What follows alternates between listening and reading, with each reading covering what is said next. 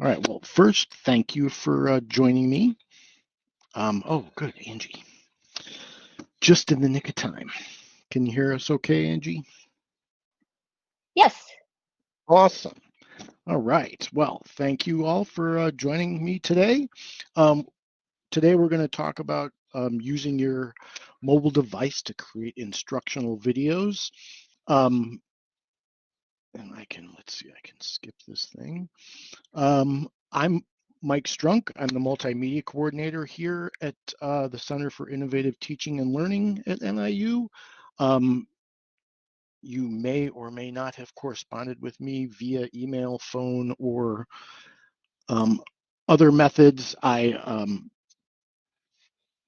Before assuming the multimedia coordinator role, I was an instructional support specialist. I still tend to help faculty with Blackboard problems in addition to incorporating multimedia into your courses. So nice to meet you all again, I guess. But if you do have any questions during today's presentation, feel free, since we are a small group, just jump on the mic if you want to, or you can raise your hand or throw something in the chat. I do my best to monitor the chat. I'm hoping for today's workshop to sort of just be kind of a discussion. I mean, it is summer, and I'm hoping that we can sort of share ideas amongst ourselves. Instead of just listening to me pontificate about videoing courses. Um, excuse me. But this is my information. So if you do have any questions about this or anything else related to Blackboard, do feel free to get in touch with me. I'm usually I work a flex schedule, so I am in the office Tuesdays through Fridays. If you can't get a hold of me, you can always contact the Center for Innovative Teaching and Learning, and someone will get back to you right away. So before we get started, I would like to take just a moment to give everybody a chance to introduce yourself, say what department you're with, and if you have any prior video or photography experience. For example, my own self. I do a lot of photography, and especially now that I have a phone that I carry around with me, as just kind of a hobby. But I also worked as a cameraman for a couple of news stations in Wisconsin, and I do have a degree in communication with a emphasis in media studies. So I have a lot of background in video. That's sort of what I was interested in, and sort of, I would say, sort of why I like to employ video in education, but that's just me. If we could, I'd like to give everybody a shot. Maybe we could start with Angie, if you wouldn't mind coming on the mic, saying hello. Sure. Sure. My name is Angie Flannery. I'm an academic advisor in the College of Liberal Arts and Sciences, and I have no prior video or photography experience other than just using your iPhone for taking pictures Sure. of kids and stuff. So, Yeah, that counts. um, but yeah, no, I'm hoping to make videos for my advisees. Oh, cool. That's a great idea. And I should have been more clear. Yeah, you don't have to have any type of professional photography experience if you have obsessively videoed your kids' baseball games or dance recitals, whatever. That counts as far as I'm concerned. You know, especially now that everybody has a phone in their pocket all the time, it's easy to take a lot of pictures. And because you don't have to get them developed, right? I'm showing my age a little bit here, but back in the day, right, you used to have to um, take pictures and wait for them to get developed to see if they were any good. Now we can just look at them right away. So you can just take lots of pictures and throw away the ones you don't like. So anyway, thanks, Angie. Um, Colin, would you mind going next, please? Sure. My name's Colin Cool. I'm a assistant professor in political science and environmental studies. Besides having an Instagram account, I have no photography or video experience. All right, cool. Well, you're in the right spot. Thank you. All right, and let's finish it up with Michelle. Yes, hello. My name is Michelle Kachka, and I am a instructor in the Department of Marketing in the College of Business. And I have very little photography just on my phone with my kids and my dog. And what I want to learn, I'm taking on a new role as an internship coordinator for the department. So I want to learn how to, make videos to promote the students getting internships and such Oh, for okay. marketing. Great. Yeah, just like interviewing different companies and yeah, I have no knowledge of any of it, so I'm excited to hear what you have to say today. Oh, okay, great. Yeah, and moving forward, Michelle, if you do have additional questions, feel free to get a hold of me. I'm happy to. If I can't give you the exact answer, I'm sure we can track it down or find the right person. So, Yeah, but we've conversed before, so I know that you're there to support yes. me. So thank you. Awesome. Awesome. All right. Well, all right, cool. Well, this sounds good. It sounds like we have a bunch of newbies, which is awesome. I do have a few little tips at the end of this um, presentation just for video creation that you may or may not find helpful. I don't know. But as we're going through this, like I said, I really do want you to feel free to ask questions and please share your knowledge with your colleagues, any experience you may have, or maybe how you've seen things used. So along sort of that line today, we'll start out by kind of talking about instructional videos and sort of some of their components, what sort of the difference between good and bad ones and stuff like that, as well as how you can use video in ways to use videos in your course. Then I'll talk about some tips for recording video, and we'll go over Kaltura, which is the service that the university has for hosting videos, and I should say hosting and recording videos. That's available to all staff, faculty, and students here at the university.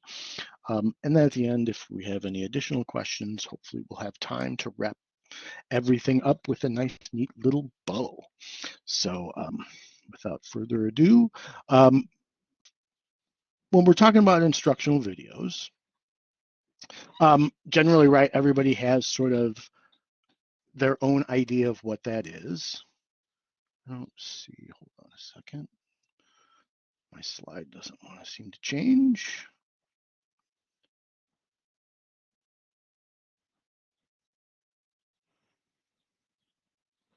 See if we can do this now. There we go.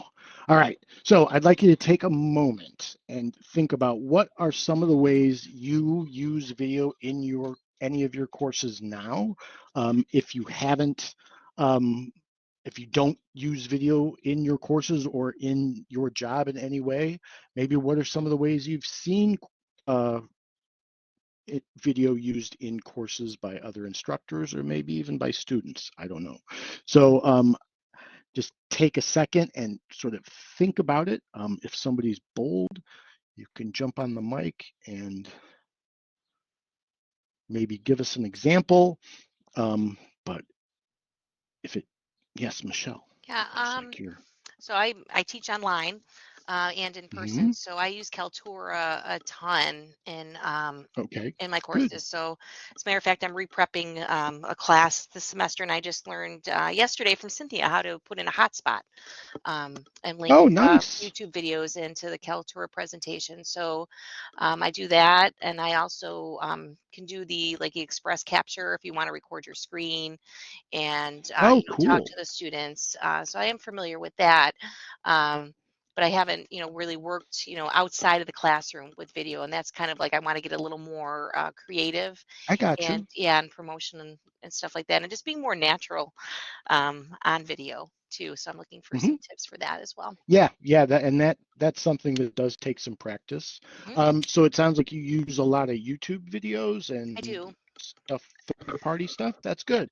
Do Hmm. you use the do you use the YouTube integration through Kaltura, or do you um, Well, I am use the now. Blackboard? No, I do both. I do both. Okay. This is the first semester I'm redoing. I'm completely all asynchronous online next semester. So I Oh, okay. am creating new Kaltura videos for my lecture notes, and I do use YouTube examples. So that's what Cynthia showed me, how to like put the hotspot in the Kaltura so the Okay. students can link in right while they're watching the presentation. So that was something new for me. So like it'll talk about an advertising appeal, and then I have an example linked to a YouTube of a commercial.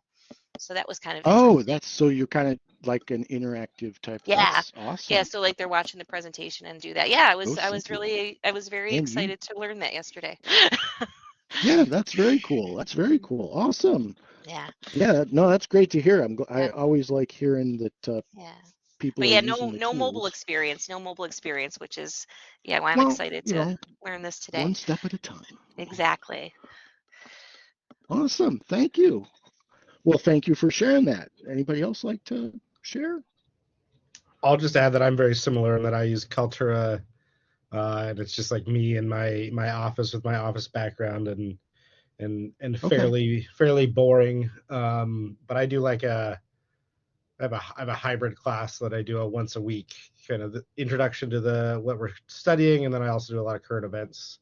I don't know. I guess Oh, yeah. good. Part of Yeah, me is like I need to mix that up to get them to pay attention because they're watching TikTok and doing everything else, and I'm not gonna yeah, do a dance for them. But if I can at least mix up the background a little bit or something like that, I gotcha. that might help increase my engagement. Yep. Yeah, no, that's great. And using like doing weekly topic introductions and things like that, they don't take a lot of time.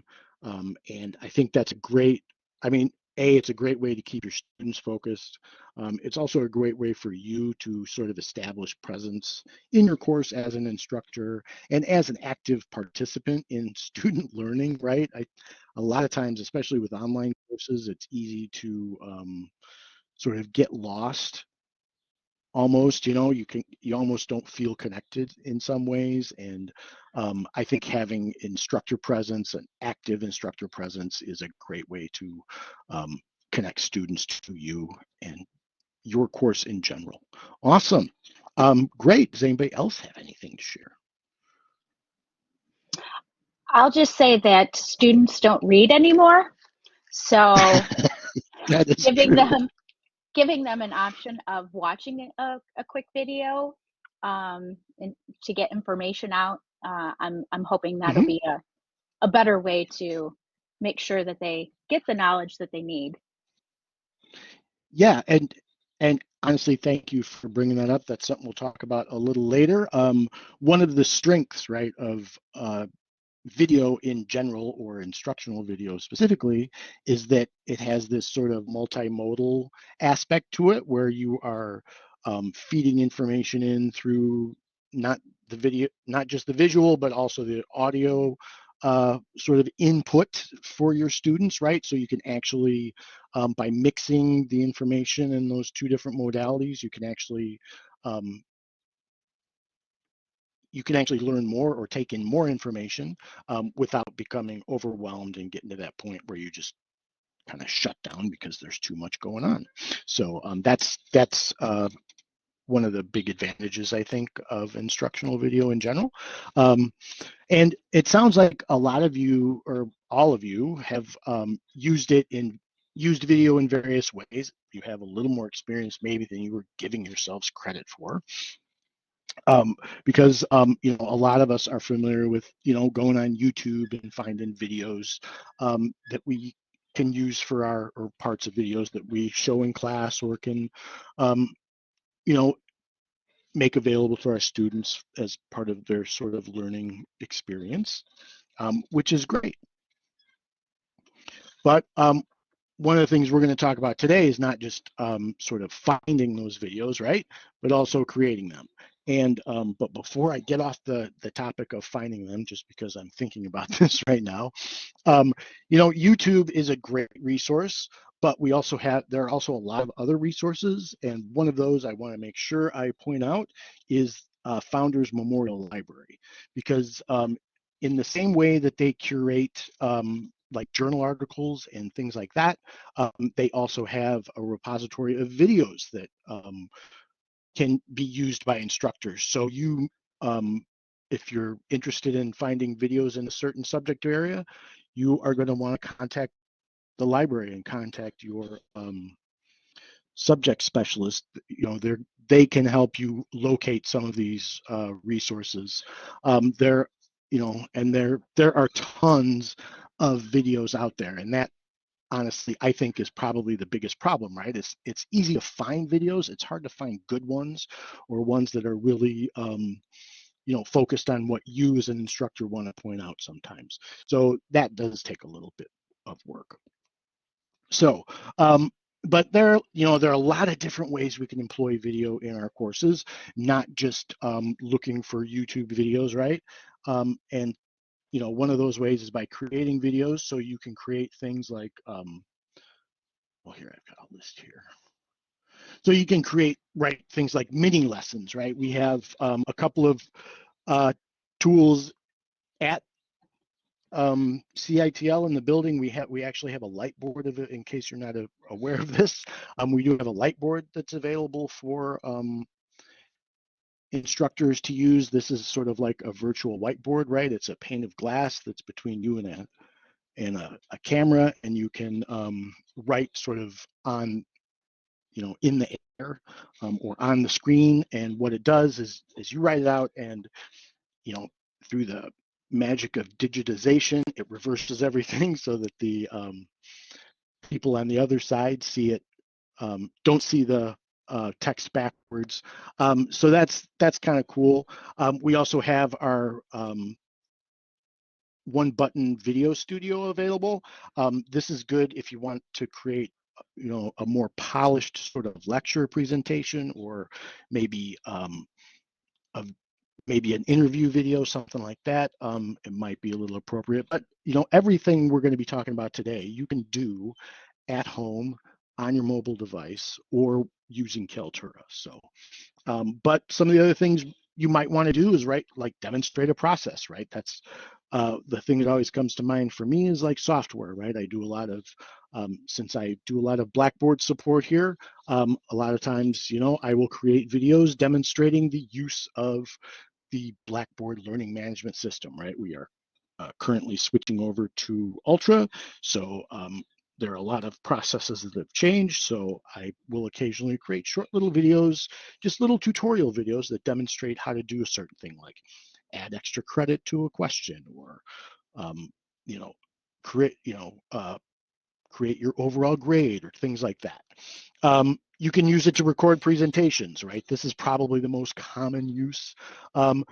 Instructors will record their lectures and then post them on in their courses. You know, this is a good way to have a record of your lectures, but honestly, long, hour-long, or you know, close to hour-long lectures are, you know, it's good for the students who are going to miss class, but those videos are really limited in their usefulness just because they're so long.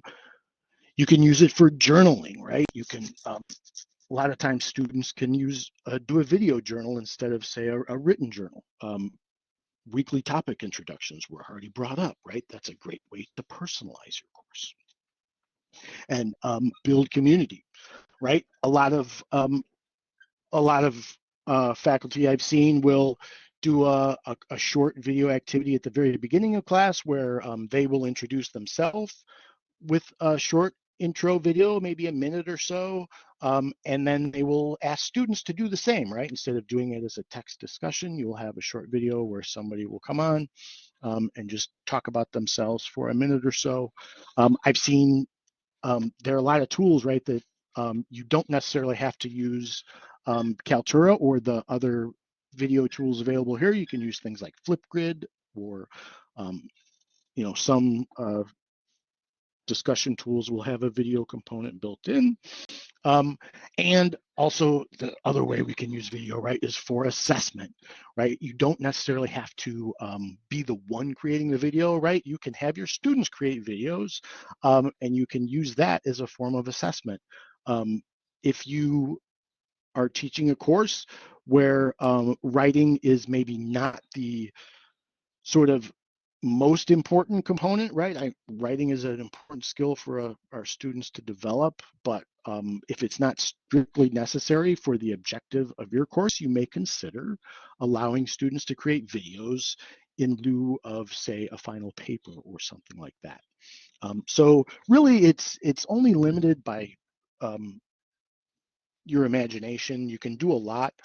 I would always encourage you to start small and then build from there, because a lot of these tools are pretty simple to use, and I think keeping things simple and learning to use the tools effectively is probably the smartest way to go about it. You can always add the bells and whistles later, and I don't know if maybe that's because I was a former um, news person. I tend to have that sort of perspective on it, right?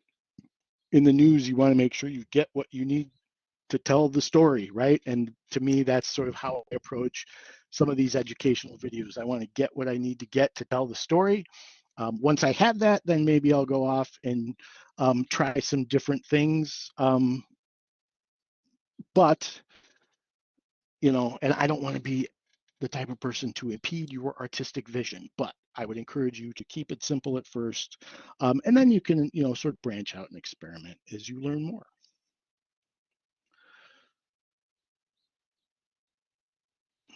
But so this is hanging up again. Give it just a second.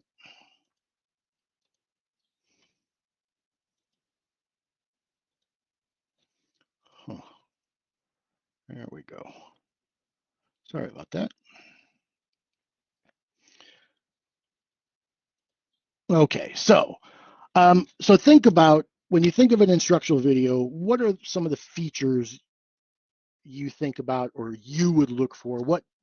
Just from your perspective, what do you think are some of the things you want to see in a video that you would use for instruction or learning?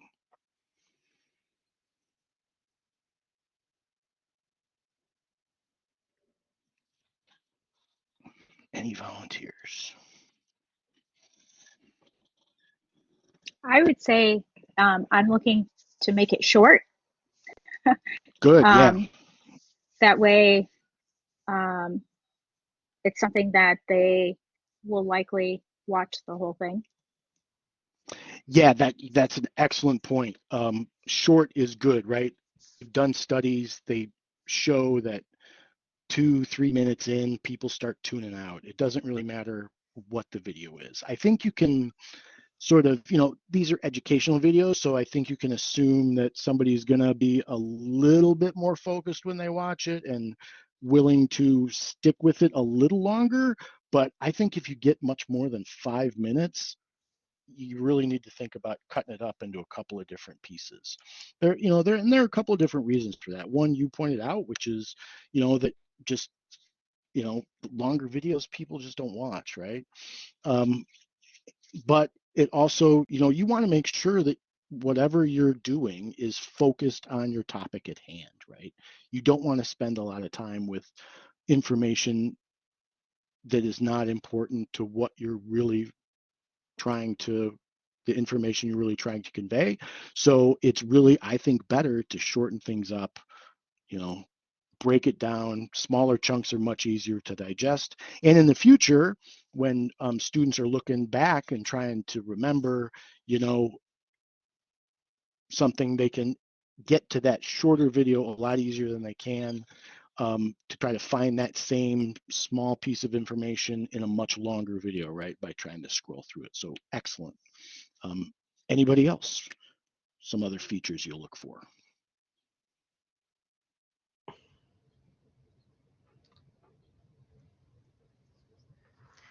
I guess maybe this is obvious, but am I conveying the information and knowledge that I want to, and do they understand it?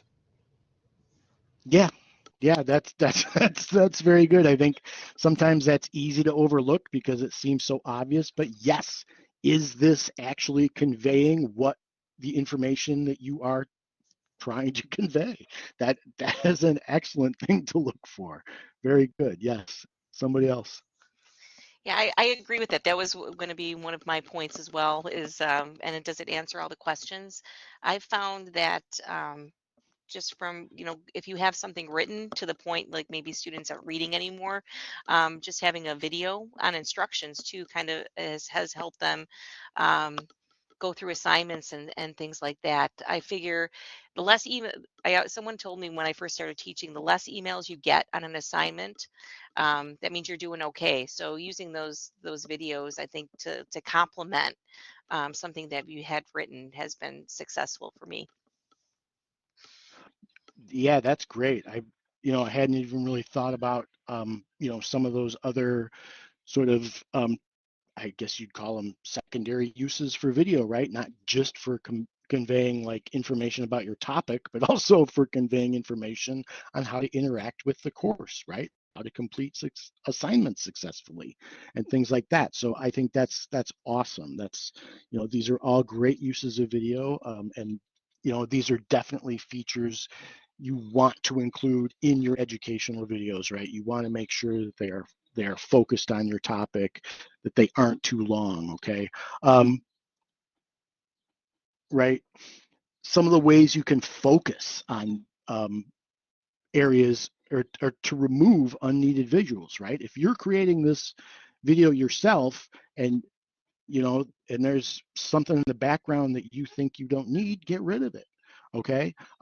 Once you have your video on screen, right, there are ways to highlight important areas, right? It may be that you want to draw students' attention to a certain area of a screen so you can, have a box drawn around it, or, if you're really fancy, you can sort of use a mat and sort of, make that area highlighted and things like that, which that does require a little extra editing skill, but adding things like arrows or boxes is usually pretty straightforward in most editing programs and easy to do.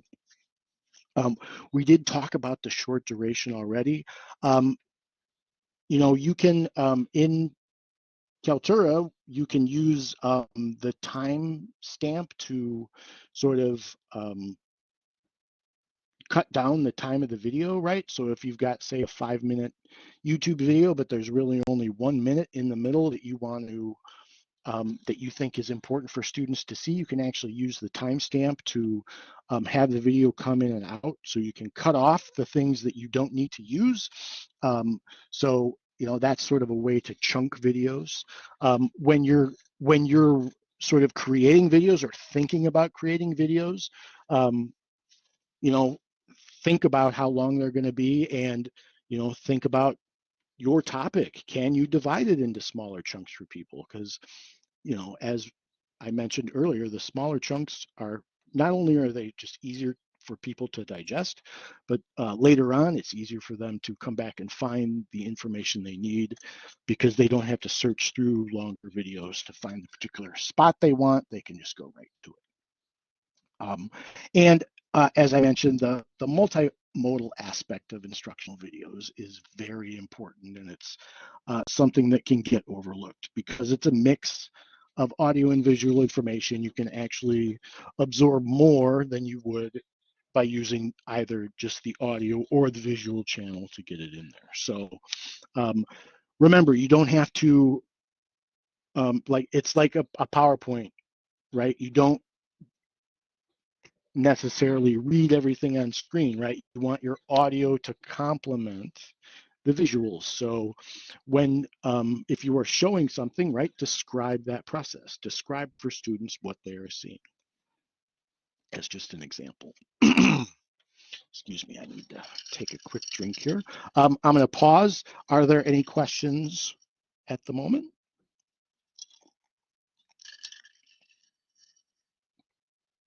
Okay, I have one good. question. Oh yeah, go ahead. Because you mentioned Flipgrid earlier, so I use Flipgrid a lot for intros and Hmm. some assessments and such. Is there Hmm. something built within like an IU, like through Blackboard, that we should be using instead? We have a couple of tools that you could use. The reason I mentioned Flipgrid is because I know a lot of people use it, I really and like it. That's why I was asking. yeah, it's real simple, and Okay. it limits you to, like, I think 90 seconds, right? So that's nice, Well, you can change because it. it You can change, prevents. yeah, you can change it to, you can go up to 5 minutes, I think. I don't go that long. Oh, okay. I've never gone past 2.5 minutes or 3 minutes. I gotcha. Yeah, and that's one of the things I like about it is the ability to limit the sort of size of the videos that people are posting. But students have access to Kaltura, so they can record with Kaltura the same way instructors can. Hmm. Okay, and so you could use it that way to post videos in discussions or things like that. Um, I don't believe there's a direct video recording in Ultra now, although I would have to check to make sure. I Okay. know they used to have one in Blackboard. I don't, I tend to shy away from the direct video embeds in Blackboard simply because you are limited to the size of your course, and video Mhm. tends to take up a huge amount of space. That's why it's good to use Kaltura, because that will not count against your Blackboard quota. So videos that are posted in Kaltura, by students and instructors don't count against your, Okay. I guess it's a 2 gig quota. Um, so so I tend to, like I say, I tend to encourage the use of Kaltura and then posting the videos Okay. that Thank way, you. or embedding the videos, I should say. Good, excellent, thank you. Any other questions before we move on to our next topic? Okay.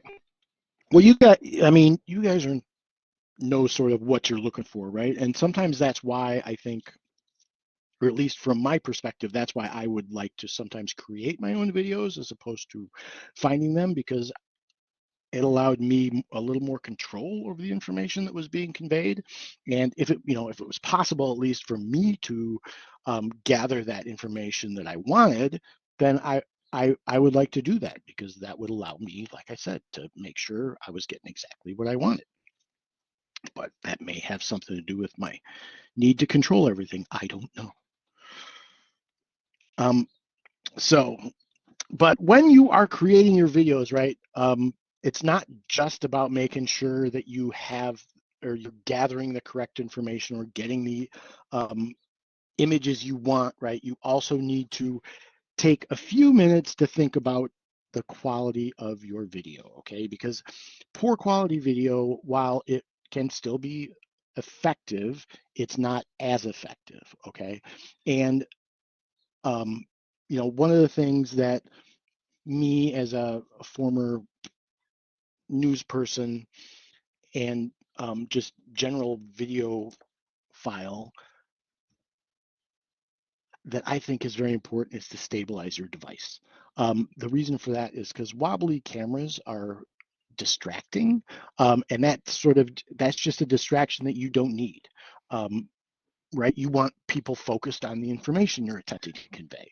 So a wobbly camera can distract. Now, a lot of phones and stuff have image stabilization, which really helps, but nothing beats a good old tripod, or for your phone, the Gorilla Pod is awesome. I don't know if you're familiar with them, but it's just a little bitty, not little bitty, but it's a small tripod. It's got these articulated legs, generally has magnets on the feet, so you can actually like stick them to surfaces that will that are magnetic.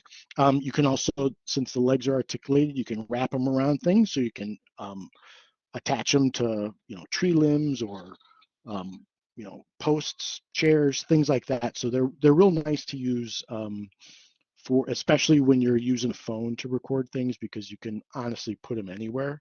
And then there are just your basic phone stands, right, that you can use. A lot of these pop sockets can help you stabilize your video. And honestly, I've even created homemade phone stands out of cardboard. You just take like a cereal box and just cut a little A-frame that you can set your phone on. I've used those to use as stabilizers. And honestly, like I said, that's kind of a pet peeve for me, just because that was something that was always drilled into my head when I was learning to shoot video was, always use that tripod whenever possible. There are instances where you can't, and that's fine. But if you have a second, take a moment to set your phone up on a stable, firm platform. The other thing you want to make sure that you do when you're recording your own videos is to avoid background noise.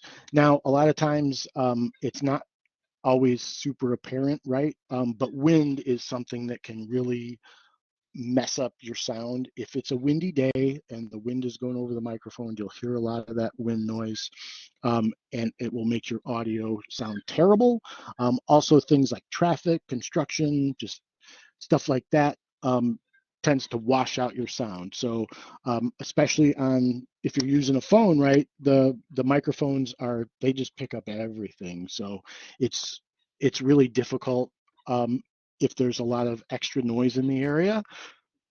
A couple ways to avoid that is you can move to a quieter area, or you can hook up a microphone.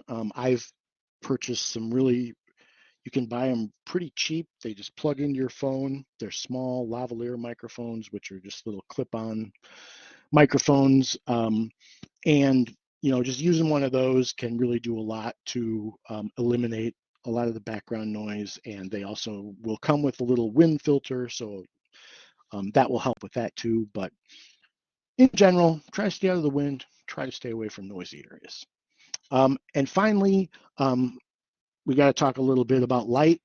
A camera is a light gathering device, so you need to be conscious about the light that you are recording in. If you're outside during the day, you're probably going to be fine because the sun produces a lot of light. Honestly, diffused or indirect sunlight is best. So if you can either film on a cloudy day or in areas that are shaded, you'll generally get better results because the shadows aren't as harsh, right? If you're in direct sunlight, shadows tend to be very harsh. You also, a lot of times you'll need to have your subject facing into the sun, right? Because you want it to be lit. So if you're doing this with people, right, a lot of times they don't like looking into the sun. So you need to be kind of aware of that. That's another reason to try to find a shady area. But the sunlight will create some sharp shadows. So just look at those, be aware of those when you're filming on a sunny day. If you're inside, generally, you're probably going to need as much light as you can, but you need to be careful about mixing indoor and outdoor light without getting too far into the weeds. This is simply because sunlight and artificial light are different color temperatures, so it can affect the color of your video slightly. Most of your newer devices compensate for this, so it's not as much of a problem. But if you're using an older or a more professional or a fancier sort of professional camera setup, you may have to white balance and adjust your filters to make sure that you are getting a true white.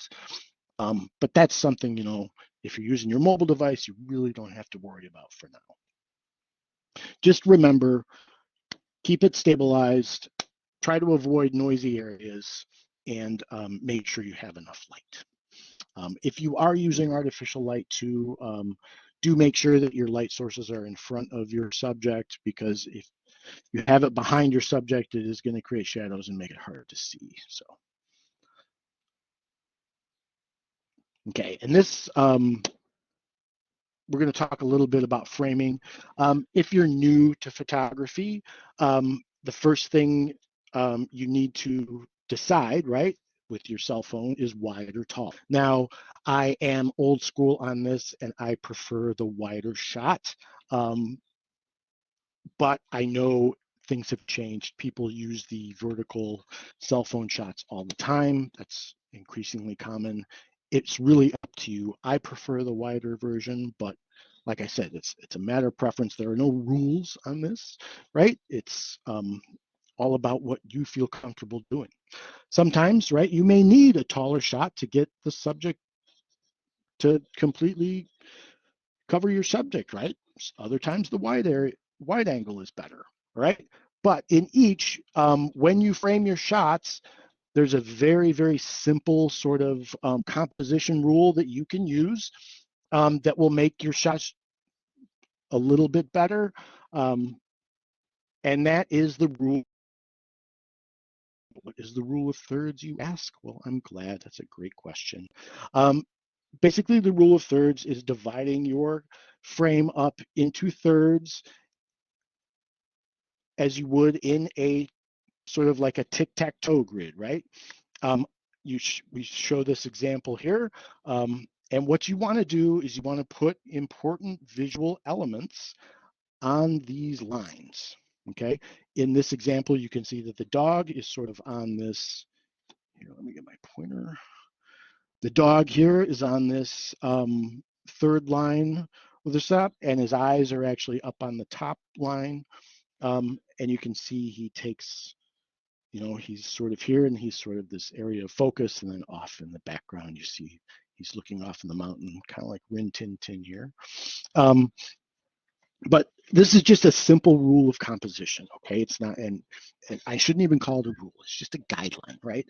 But if you do things like that, it will help you create more visually compelling shots.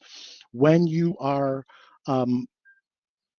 filming a person, if, to use the rule, the general guideline is to put their eyes on that top third line, okay? This one right up here.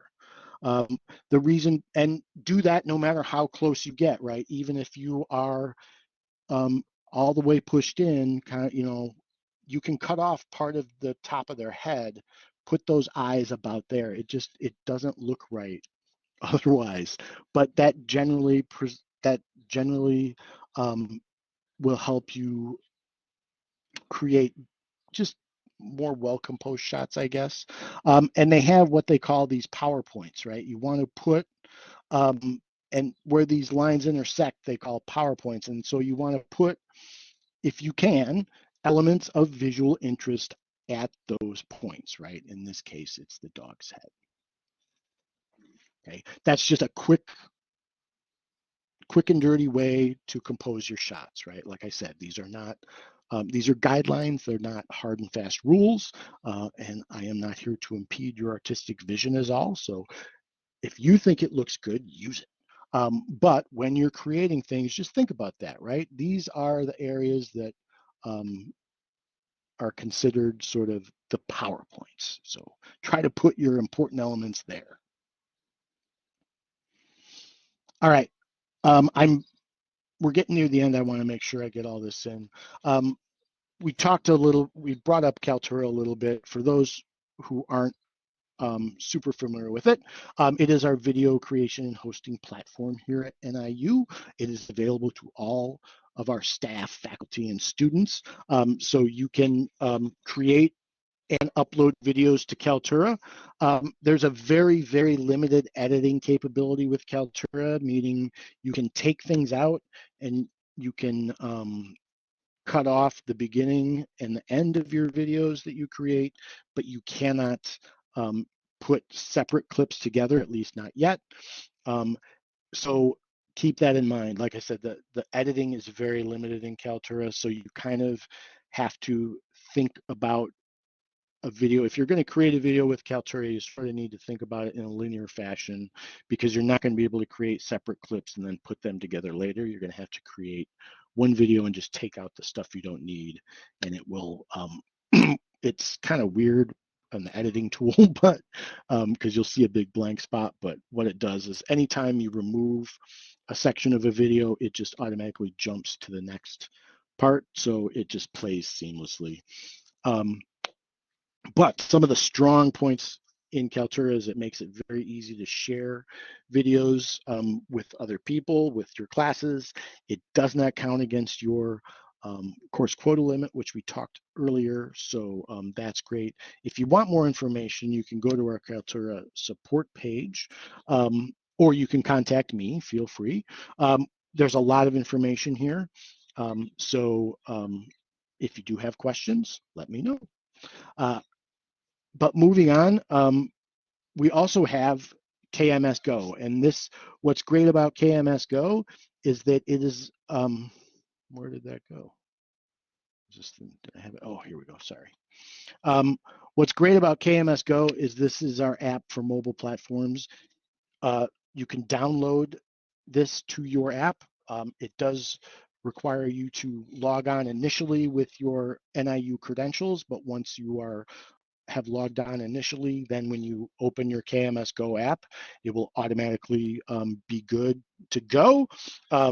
You can use it to upload videos you've already created, or you can create videos. And what I think is great is that when you record videos with the KMS Go app, it does go directly to your media gallery.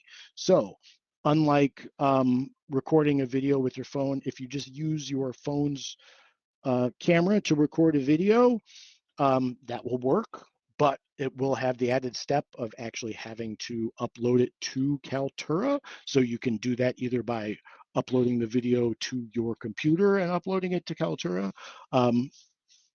or you would then have to go in through the app, I think, and upload it.